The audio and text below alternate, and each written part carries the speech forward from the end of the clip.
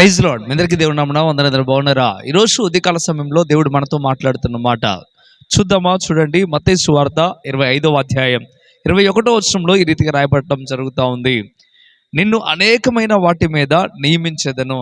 ఇక్కడ చెప్తున్న మాట ఏంటయ్యా అంటే, నిన్ను అనేకమైన వాటిపైన నిన్ను నియమిస్తాను అని చెప్పడం చూస్తూ ఉన్నాం. ప్రియమైన మిత్రులారా, ఈ సందర్భాన్ని ఒకసారి మనం జ్ఞాపకం చేసుకోవాలి. ఇక్కడ తలాంతుల యొక్క ఉపమానం చెప్తూ దేవుడు ఈ మాట చెప్పడం ప్రారంభిస్తూ ఉన్నాడు. నిన్ను అనేకమైన వాటి మీద దేవుడు నియమించాలని కోరుకుంటా ఉన్నాడు.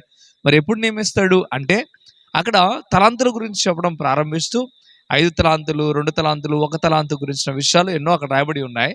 అయితే వాటిలో ఒకటికి ఒకటి సంపాదించకుండా వాడు గొయ్యితో పాతి పెడతాడు.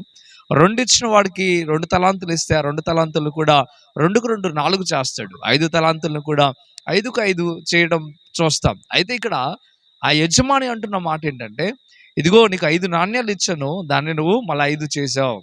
ఇదిగో నీకు 2 ఇచ్చాను, ఇగో నువ్వు 2 చేసావు. బలా నమ్మకమైన మంచి దాసుడా అంటాం ప్రారంభిస్తూ ఉంటాడు.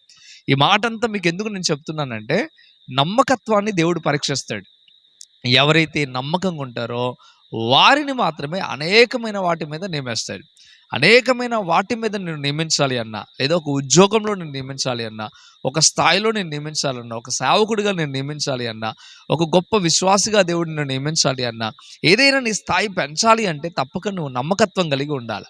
ఎప్పుడైతే మనం నమ్మకత్వం కలిగి ఉంటామో అప్పుడు దీవిస్తాడు. షడ్రక్, మేషక్, అబేద్గోలు చూడండి, అన్య దేశంలో ఉన్నప్పటికీ, వాళ్ళు బానిస జీవితంలో ఉన్నప్పటికీ వారు నమ్మకంగా ఉన్నారు కనుక అక్కడ ఉద్యోగాలు సంపాదించుకోగలిగారు. అదే రీతిగా దానియేలు మీరు చూడండి, దేవుని దగ్గర తన నమ్మకాన్ని పోగొట్టుకోకుండా ఆయన ఎంతో బలముగా ఉన్నాడు. ఆపత్కాల సమయంలో కూడా దేవుడు అందుకే ఆదుకున్నాడు.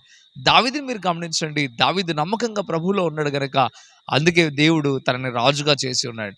ఈరోజు నువ్వు ఏ స్థాయిలో ఉన్నా, ఏ స్థితిలో ఉన్నా, ఏ స్థానంలో ఉన్నా నువ్వు నమ్మకంగా ఉండడం ప్రారంభించాలి. ఎప్పుడైతే నువ్వు నమ్మకత్వం కలిగి జీవిస్తావో అప్పుడు దేవుడు నిన్ను అనేకమైన వాటి మీద నిన్ను నియమిస్తాడు.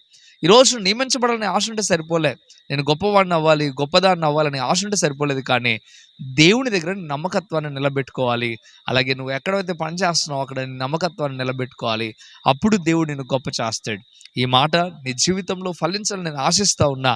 తప్పక నమ్మకత్వాన్ని నిలబెట్టుకోనండి. మీ కొరకు ప్రార్థన చేస్తాను. పరిశుద్ధ వందనాలు ప్రభువా, నిజమైన ఆయన, మాలో మీరు చూసేది నమ్మకత్వాన్ని. ప్రభువా, మేమందరం కూడా నమ్మకత్వం కలిగి జీవించి అయ్యా మీ దగ్గర ప్రభువా అయ్యా అనేకమైన మేలులు పొందుకోవడానికి సహాయం దయచేయండి. అలాగే మా పైన ఉన్న యజమానులు ఎవరైనా కానీ వారికి మేము లోబట్టడానికి సహాయం దయచేయండి. అధికారానికి, ప్రభుత్వానికి మేము లోబట్టడానికి సహాయం దయచేయండి. ఎవరైతే లోబడి ఉంటారో వారు ఆశీర్వదించబడతారని మీరు చెప్తా ఉన్నారు. అట్టి ధన్యత, అట్టి కృప నీ బిడ్డలందరికీ కలుగు చేయండి, నాకును కలుగు చేయండి. అనేకమైన వాటి మీద మీరు మమ్మల్ని నియమించాలంటే మేము ఏం చేయాలో తేటగా మీరు మాకు చెప్పారు. అందుని బట్టి వేలాది స్తోత్రం. ఈ మాటలు ప్రభువా నా జీవితంలోనూ, వింటున్న ప్రతి ఒక్క బిడ్డ జీవితంలోనూ ఫలింపు జరుగును కాక. ఆమేన్, ఆమేన్. మంచిది ప్రియమైన బిడ్డలారా, ఈ మాటల ద్వారా మీరు బలపరచబడినట్లయితే తప్పక వీడియోని లైక్ చేయండి, అనేకులకు షేర్ చేయండి. షేర్ చేయడం ద్వారా వారు కూడా దేవుని వాక్యాన్ని విని బలపరచబడతారు. దేవుడు మిమ్మల్ని, మీ కుటుంబాలని దీవించి ఆశీర్వదించును గాక. Amen. God bless you. Praise lord.